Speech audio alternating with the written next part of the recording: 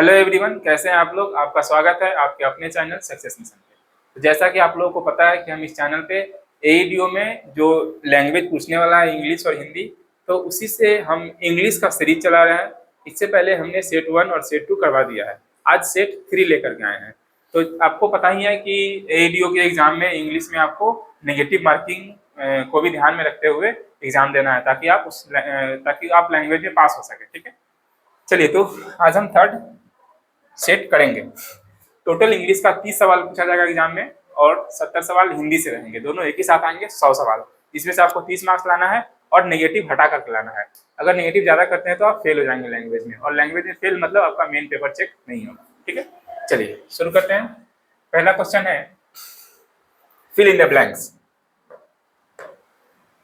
I am dash regular reader of dash Times of India. देखिए इस question में दो जगह फिल इन द ब्लैंक्स आपको भरना है। ऑप्शन में भी दो जगह दो आपको वर्ड मिल रहा है। ठीक है, दो टर्म मिल रहा है।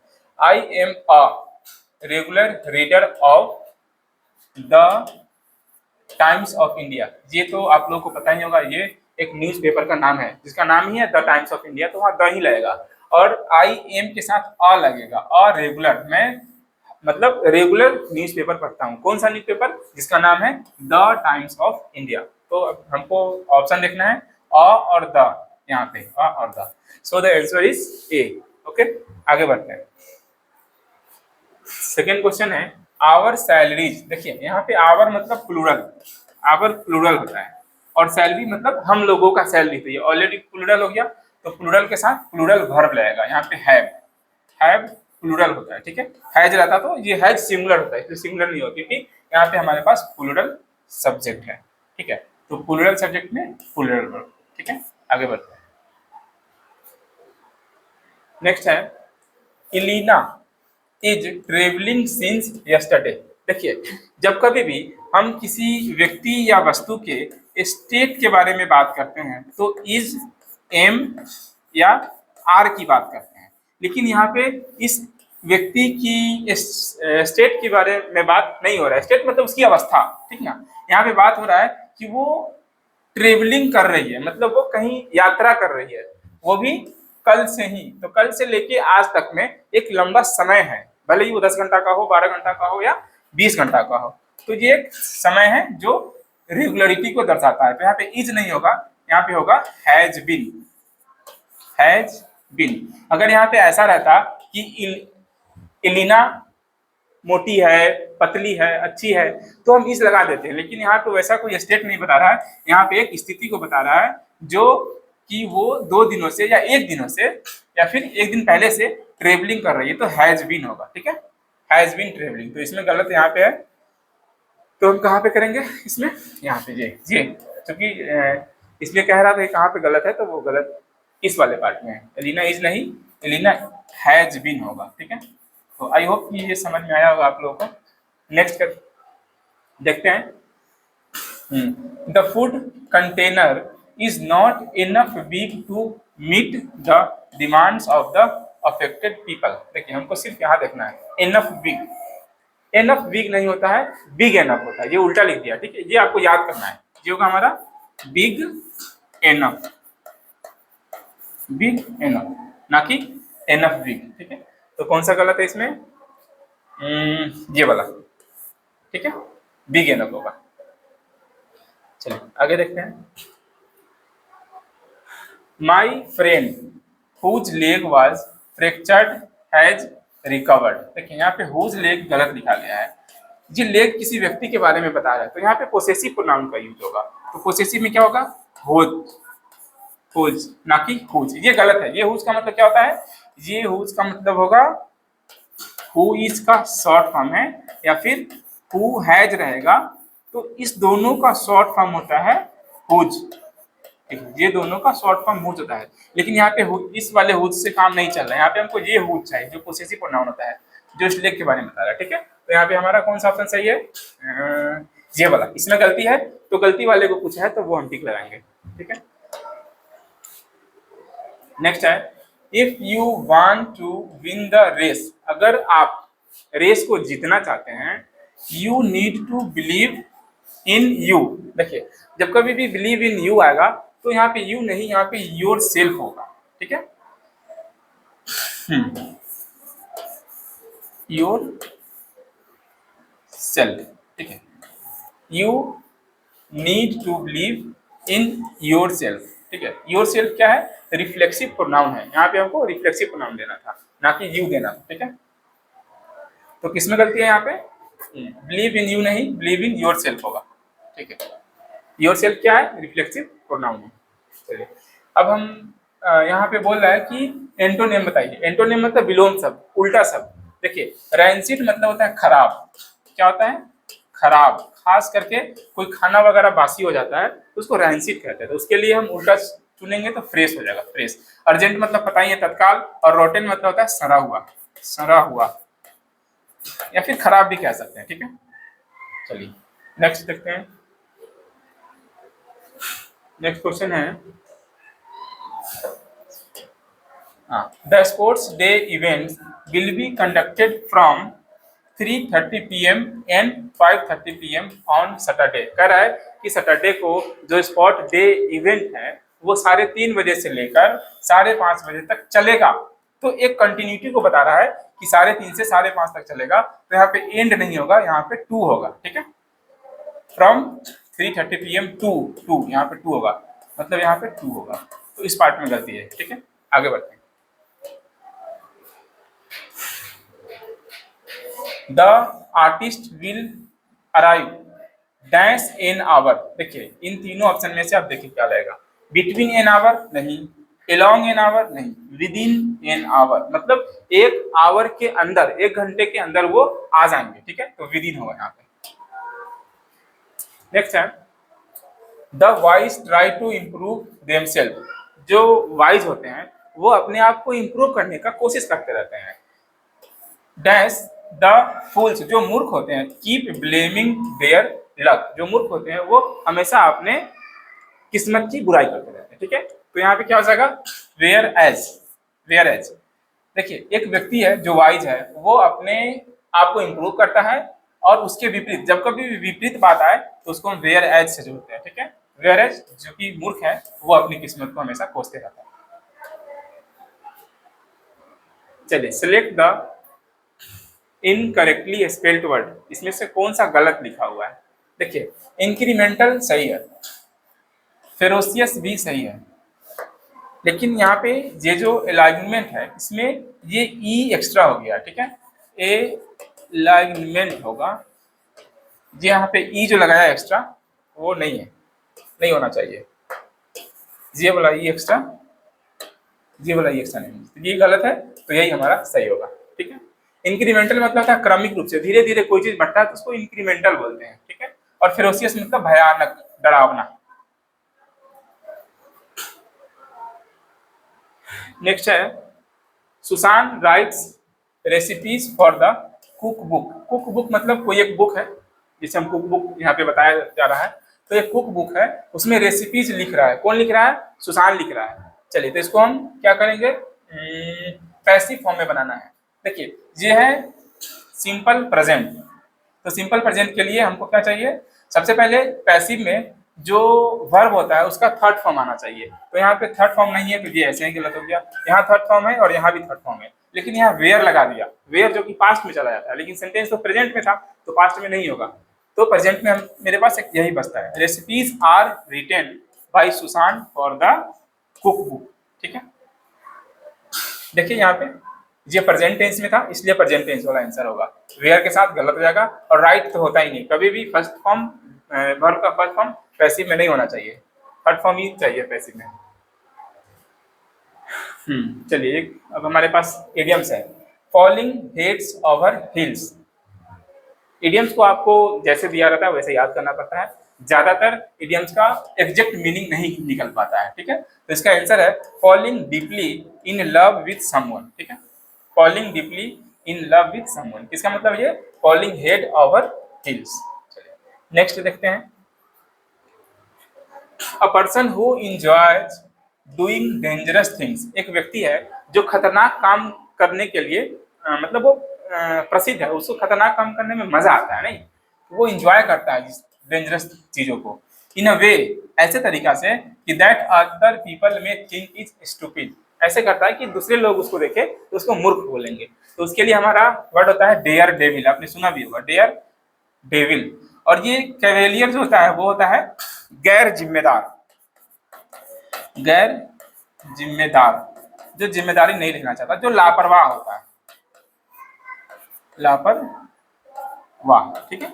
और ल्यूनेटिक मतलब होता है सनकी या पागलपन, सनकी या पागलपन, ठीक है। इसका आंसर क्या हो जाएगा, सी हो जाएगा, डेयर डेविल, जो जोखिम भरा काम करता है। नेक्स्ट है my boss keeps telling me all the time that money does not grows on tree. देखिए डज नॉट,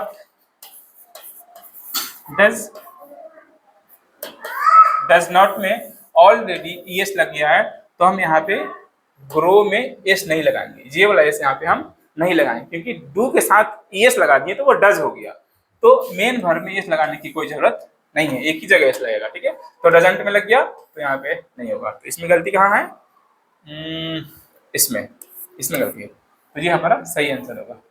नेक्स्ट देखते हैं, it can get extreme cold during the winter. देखिए कोल्ड क्या है, हमारा एडजेक्टिव है, कोल्ड इज एडजेक्टिव, ठीक है।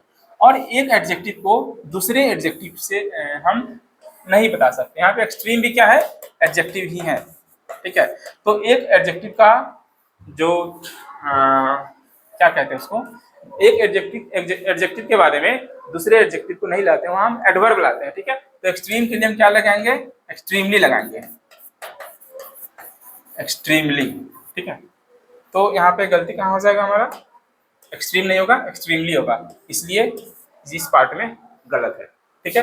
क्योंकि ये एडजेक्टिव था और एडजेक्टिव को कौन क्वालिफाई करेगा, एडवर्ब करेगा, और ये भी एडजेक्टिव था, एडवर्ब बनाने के लिए हमको इसमें एक्सट्रीमली लिखना पड़ेगा, ठीक है। नेक्स्ट देखते हैं, I find that I get my self tired very easily these days. कह रहा है कि आजकल मैं बहुत जल्दी टायर्ड हो जाता हूँ, थक जाता हूँ, तो यहाँ पे माई सेल्फ लगाने की कोई जरूरत ही नहीं है, ठीक है। I get tired, my self लगाने की जरूरत नहीं है, तो इस हिसाब से इस पार्ट में गलती है, तो कहाँ पे हो जाएगा, यहाँ पे B, B is the right answer. चलिए, the murder of a king, इसका हो जाएगा रेजी साइड, ठीक है। आगे बढ़ते हैं, if you want to win the race, अगर आप रेस जीतना चाहते हैं, you need to believe in you, ऐसा पीछे सवाल आया था, तो इसमें हम क्या लाएंगे, believe in your self, believe in your self होगा। चलिए ये रिपीट हो गया था दोस्तों।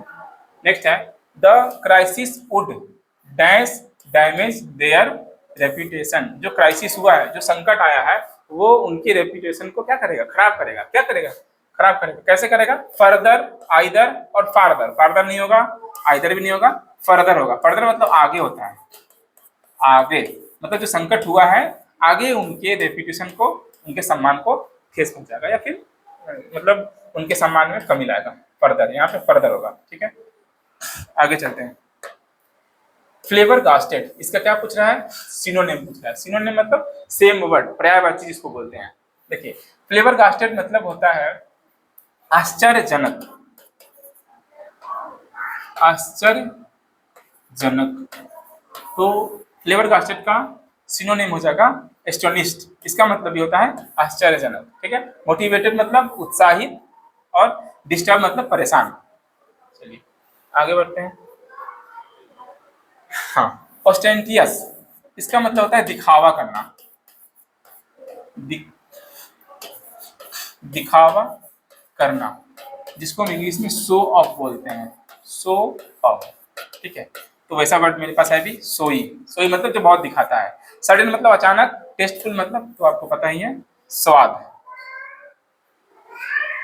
नेक्स्ट देखते हैं, Andaman and Nicobar island is dash union territory in dash bay of Bengal. यहाँ पे दो फिल इन द ब्लैंक्स दिया गया है, और हर ऑप्शन में दो दो सेट में वर्ड दिए गए हैं, तो कौन सा वर्ड इसमें सेट होगा। देखिए Andaman and Nicobar island is a union territory in the bay of Bengal. देखिए यहाँ पे यू देख करके आप लोग सोचेंगे कि एन लगेगा, लेकिन ऐसा नहीं होता है। यू का साउंड हमको देखना है। ये साउंड क्या है? Union, union. तो जब कभी भी यहाँ पे यू आ गया ना, जब कभी भी अ आ से रिलेटेड साउंड आएगा, अ आ ई से रिलेटेड साउंड आएगा, तभी हम एन लगाते हैं, चाहे वो इंग्लिश के वोवेल लेटर हो या नहीं हो। जैसे हम अगर यूरोपियन की बात करें, यूरोपियन की बात करें तो यहाँ पे ई है, ई में कैसा साउंड आता है? यू साउंड आता है। फिर भी यहाँ पे एन नहीं लगाना है, अ ही लगाना है, क्योंकि हमको ऐसा साउंड मिलेगा तभी एन लगाएंगे। तो यहाँ पे क्या यूनियन है, यूनियन में ए लगेगा। ठीक है, जैसे हम लोगों ने पिछले क्लास में देखा था ऑनेस्ट, ऑनेस्ट, ऑनेस्ट में एन लगा दिए थे, एन ऑनेस्ट। क्यों? क्योंकि इसका साउंड है अ से, ऑनेस्ट। ठीक है, ऑनेस्ट। ये साउंड पे ध्यान देना है, ना कि लेटर पे। लेटर चाहे वोवेल हो चाहे कॉन्सोनेंट हो, उससे मतलब नहीं है। अगर साउंड कॉन्सोनेंट है तो हम ए लगाएंगे, साउंड वोवेल है तो एन लगाएंगे। यहाँ यू का साउंड क्या था? कॉन्सोनेंट था, इसलिए हम अ लगा दिए हैं। ठीक है, territory in the bay of Bengal. तो इसके लिए क्या हो जाएगा? ए और द कहाँ पे है? यहाँ पे, सी पे। ठीक है, नेक्स्ट देखते हैं। Hardly we had boarded the train when it started to move. देखिए बोर्डेड मतलब होता है चढ़ना, ट्रेन पे चढ़ने को बोर्डेड बोलते हैं।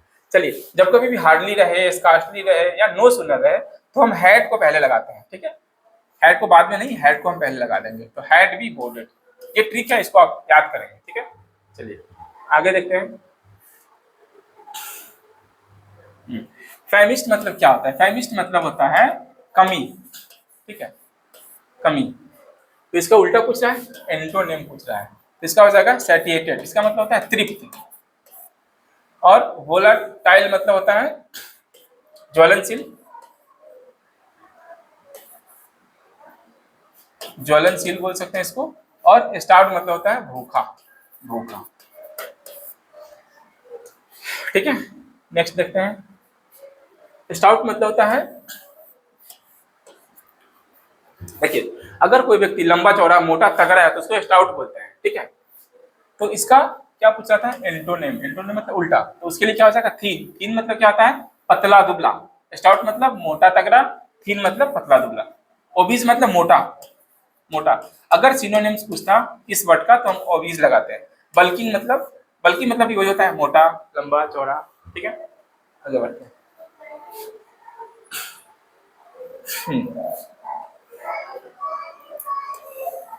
This beautiful ring is made from gold.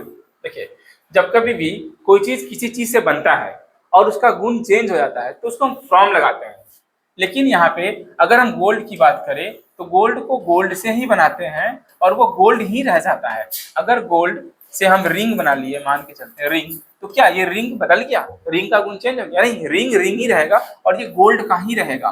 तो जब कभी भी किसी मेटल से कोई चीज बनाते हैं और वो मेटल ही रहता है, भले ही उसका रूप बदल जाता है लेकिन उसका गुण सेम रहता है, तो वहां पे हम फ्रॉम नहीं लगाते हैं, ऑफ लगाते हैं। तो यहाँ पे क्या हो जाएगा?